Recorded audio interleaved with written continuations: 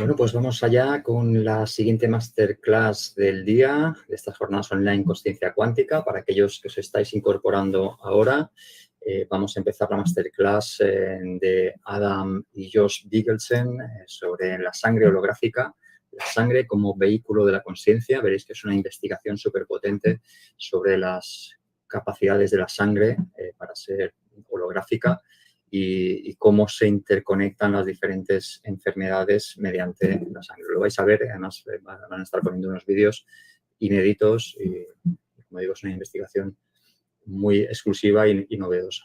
El vídeo que vais a ver está en inglés, hablan en inglés, va a estar subtitulado, así que no os preocupéis, podéis leer los subtítulos. Y para aquellos que tenéis el pack completo o hayáis comprado la Masterclass concretamente de ADAM y JOSH BIGELSEN, os podéis descargar las transcripciones tanto en inglés como en español de esta Masterclass, además del audio original, que en este caso es el audio en inglés. Si estás viendo ahora mismo este vídeo en Facebook o YouTube, tienes que saber que en unos minutos vamos a cortar la emisión, pero como las jornadas online Consciencia Cuántica son totalmente gratuitas para ver en directo, solo tienes que entrar en la web y registrarte en la opción gratuita para continuar viendo la Masterclass completa. Después vamos a hacer preguntas con los hermanos Bigelsen, vamos a responder una serie de preguntas en directo. A estas preguntas en la opción gratuita no van a estar disponibles, pero si quieres ver estas preguntas, además después quieres volver a ver esta conferencia o todas las Masterclass que se han ido dando y descargarte el material extra, solo tienes que inscribirte al paquete completo o a esta Masterclass en particular. Pues vamos allá con la Masterclass Sangre holográfica, la sangre como vehículo de la consciencia.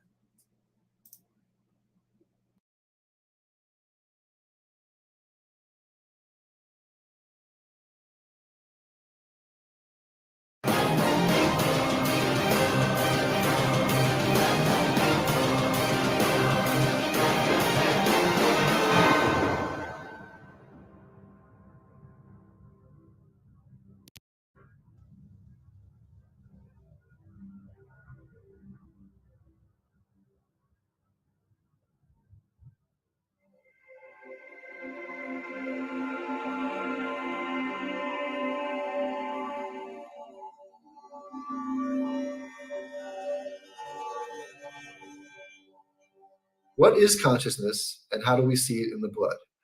That's a great question. The first thing I want to do before I introduce myself is I want to show you this picture. What you're looking at here is a picture of a hologram of a broken femur in the blood.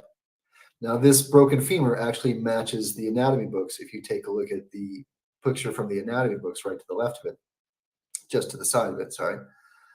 What we do is we look at one drop of blood, and what we see are the root cause or the imbalances that the body is concerned about right at the moment. Now, we'll do distance consultations where we'll send slide kits out around the world. People take a drop of blood, put it on the slide, and get it back to us within 24 to 36 hours. At that point, we read the blood, take the images, and we create a report and email the report back to people. So this image was done from a distance consultation. So we took a look at the blood, and as my dad looked at this image, he said, well, this is obvious. There's a broken bone. It matches so well, it's hard to question this picture. Now, when we spoke to the woman on the phone, she had not broken a bone. So my dad thought this was kind of strange. Why would such a specific picture show up if the woman had not broken a bone? Now, the story with the woman is she was older. She was in her late 80s, and she was tired. She was taking care of her family, her grandchildren, and her children. And when my dad called her, she said, no, I have not broken a bone. So about a week later, my dad had his nurse call back and said, you know what, call back and talk to her again. She's older. Maybe she forgot that she broken a bone. This happens all the time. People fill out our history forms and they forget that they had a surgery at some point in time. So called her again and she said, no, I did not break a bone. Dad still can't quite wrap his head around this. It doesn't make sense to him. So about a week after that, this is the third time now, the clinic calls this woman and says, did you break a bone? Are you sure you didn't break a bone? And the woman says, I did not break a bone. Stop bothering me. So fine, we stopped bothering her. My dad's just a little confused about this, not sure why this would show up in the blood, this specifically. So about a month later, we get a phone call. Guess who had broken a bone? So as I said earlier, this woman was an older woman, and she was tired. She was taking care of the children and the grandchildren, and she wanted to be taken care of. So this for us is the law of attraction, being careful what you ask for. She wanted to be taken care of.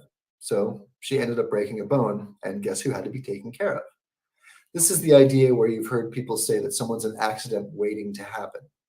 And we also believe now at this point that we say things differently. Instead of saying what you don't want, you say what you want. So I don't want to take care of everyone anymore. I want to relax. I want to be taken care of. She basically got what she had asked for. The question is, how did the blood know this? How did the blood predict this? The interesting thing is she did not break the femur. She broke a different bone. But still, this was such a specific picture to see in the blood.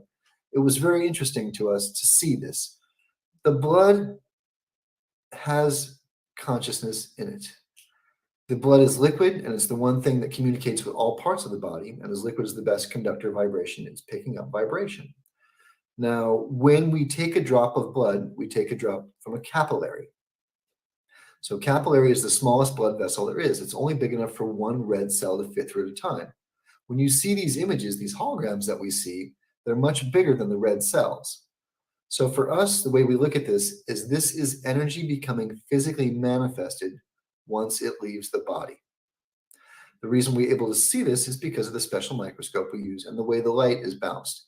It works similar to the way holograms are actually created, where light is bounced and you're taking a picture of an interference field. So, my name is Adam Bigelsen, and I am the son of Dr. Harvey Bigelsen, who wrote the groundbreaking book, Holographic Blood. It's a wonderful book. And at this point, my brother and I are taking my father's work and sharing it. The idea is to share this knowledge so it does not die or did not die with our father, who actually passed away this past year. So, holographic blood is what we look at. Our father's goal was to prove that the soul and consciousness exists in the blood. Now, what is consciousness? As far as we look at consciousness, consciousness is basically awareness, presence, being able to perceive what is going on, knowingness. It's a cognition. It's a process of understanding, being present, and being aware, basically. The idea of being able to experience feelings, emotions. This is being conscious. And it's interesting because a lot of the people these days, we really feel are just not as conscious and present as they should be. Most people are so wrapped up in other things. They're stuck inside their head thinking about their bills, their jobs, their stress. People are so concerned about politics these days. There's health epidemics that are happening. And people, I think, are just not as conscious these days as they should be, not as present as they should be.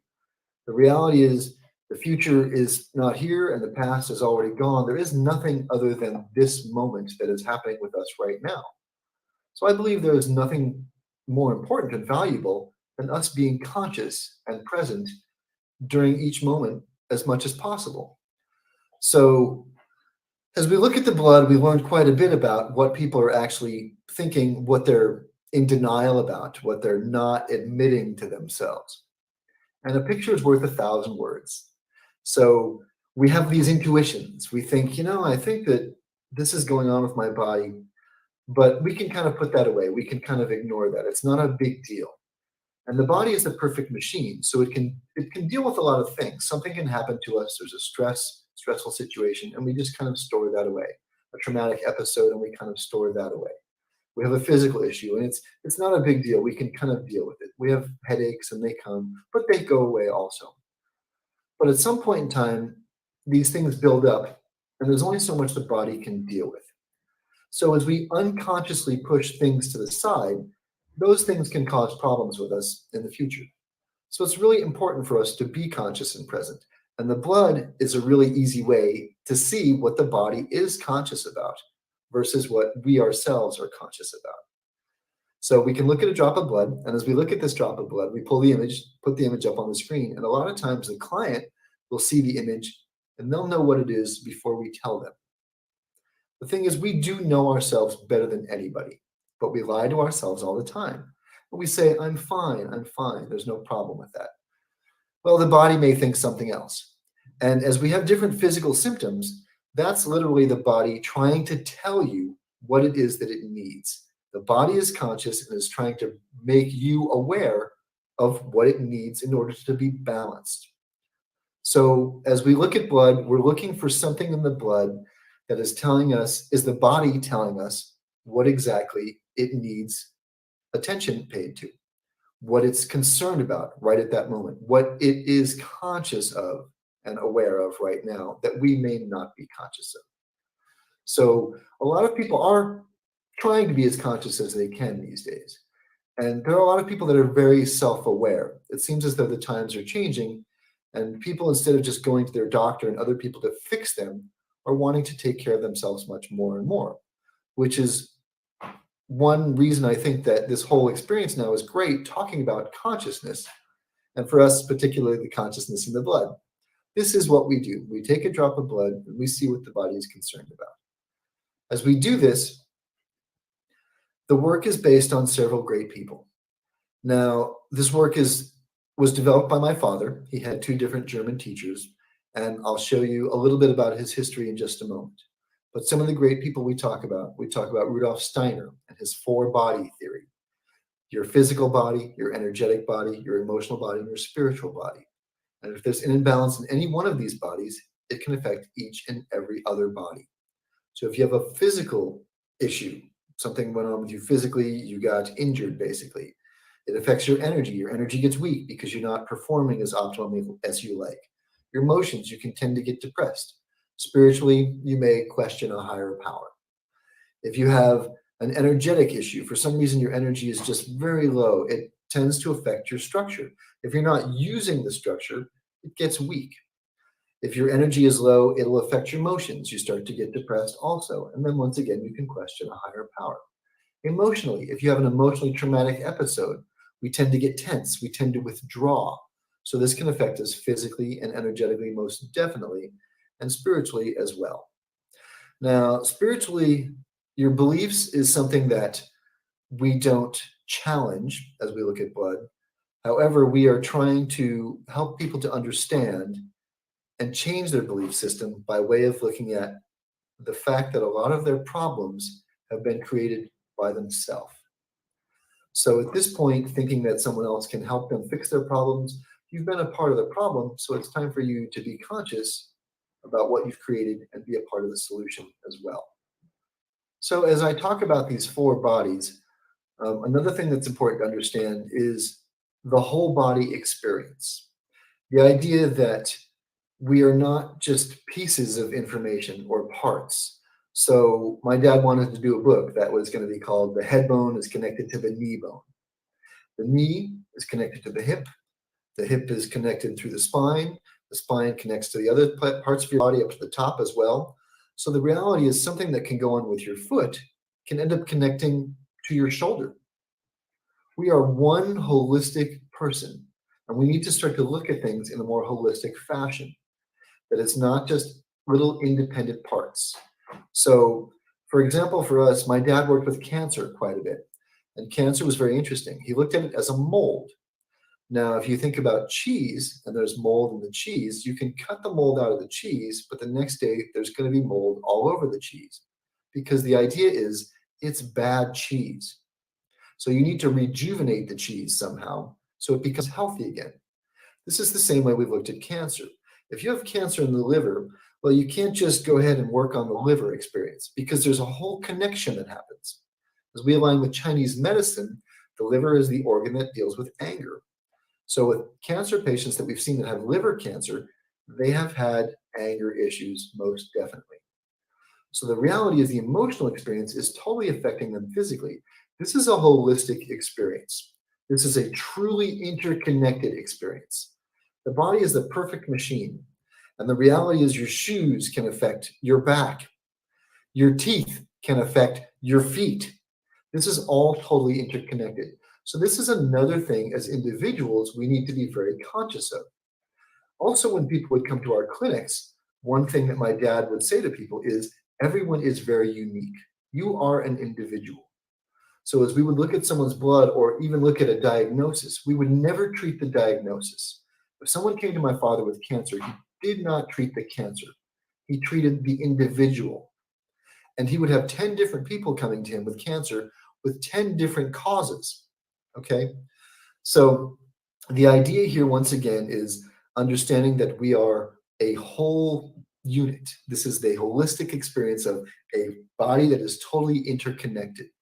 And at the same time, we are individuals. So what works for me might not work for somebody else. And how conscious am I of myself versus trying to be conscious of people in general? As people, we get excited with things we learn, which is great, and we want to share it with people. But like I said, each person is different. So what works for me might not work for somebody else. So it's extremely important for you to be conscious of yourself as an individual. What is it that your body needs? Just think for a few minutes. What is it that brings you joy? Is it the same thing that brings other people in your family joy? What is it that irritates you? Is it the same things that other people, the close people in your life, are irritated by?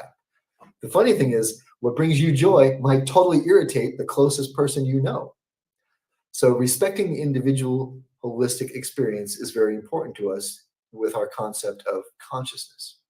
Now, I want to take a few minutes to share with you a little information about my father. I think it's important to understand where this work came from, that this is not something that was just developed overnight. There is a long history behind the work that we've done. And the reality is, my father did this for almost 40 years, and we have over 60,000 images of blood in our database. So when I say what I'm saying, some of which may be things that you've never heard before, and some of what I tend to say, or we tend to say, are things that are the exact opposite of what a lot of people have heard before as well.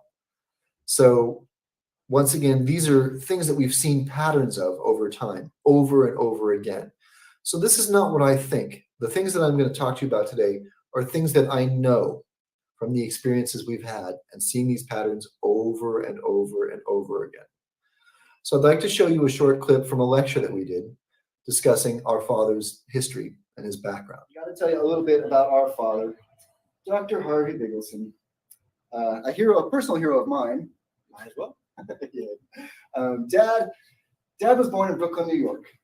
Mixed Jewish family, and by the age of 7, he was told he was going to be a doctor or a lawyer. So he decided he was going to be a doctor, and he said to Grandma, he said, "I'm going to cure cancer." And Grandma says, "You can't do that." He says, "Well, doctors do things like that. They cure cancer." So I don't know many 7-year-olds that are ready to cure cancer, but Dad's ready to cure cancer at the age of 7. Life goes on. He gets into 4th grade. They give him an assessment test for math. They say, do the test on page 44. He does the test on page 444, and he gets 100% without showing any work. So, of course, they accuse him of cheating and give him another test, in which case he gets 100% once again without showing any work. This man has made myself, my brother, and my sister all cry trying to help us with our math homework as children, because we don't get it, and to him it's like a whole other language.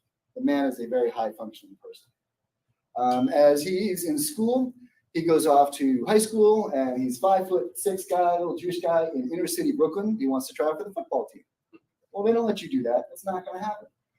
Junior year, he gets to try for the football team, and he becomes captain of the football team.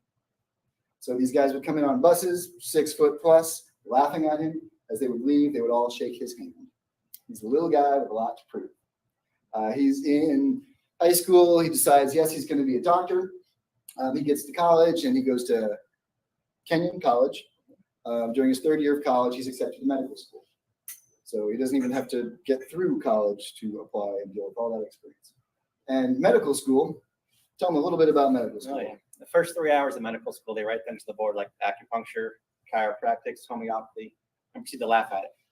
So the first 3 hours, before they teach them anything, the first thing they teach them is everything you need to learn is going to be right here, and all these other mediums have nothing to teach you.